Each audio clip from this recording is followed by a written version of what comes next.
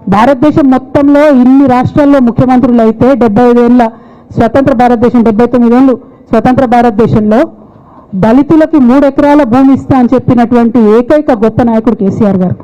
ఆయన దగ్గర నుంచే కదా నేను సామాజిక తెలంగాణ ఎజెండా నేర్చుకున్నది. బీసీలకు ఎవరు వృత్తి పనిదారులు ఉంటే వాళ్ళకి చేయూతనిస్తా అని చెప్పినటువంటి ఏకైక ముఖ్యమంత్రి కేసీఆర్ గారు.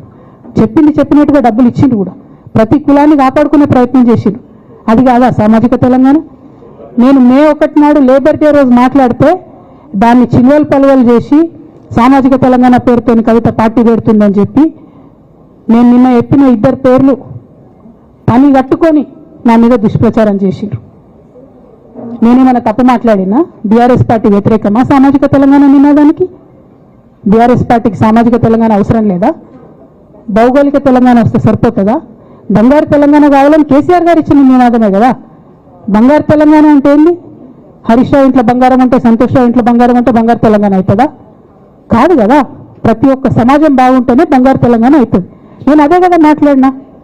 దానికి ఇష్టం వచ్చినట్టు నా మీద స్టోరీ లేపిస్తే నేను భవన్లో పోయి కూర్చొని బాజాప్తా, ఎక్కడో కాదు, బయట ప్రెస్ మీట్ పెట్టలేదు, ఏ ప్రెస్ క్లబ్లో పెట్టలేదు, డైరెక్ట్గా తెలంగాణ భవన్ నా ఆఫీస్ అండి, నా పార్టీ భవన్లో పోయి కూర్చొని నేనేం చెప్పినా?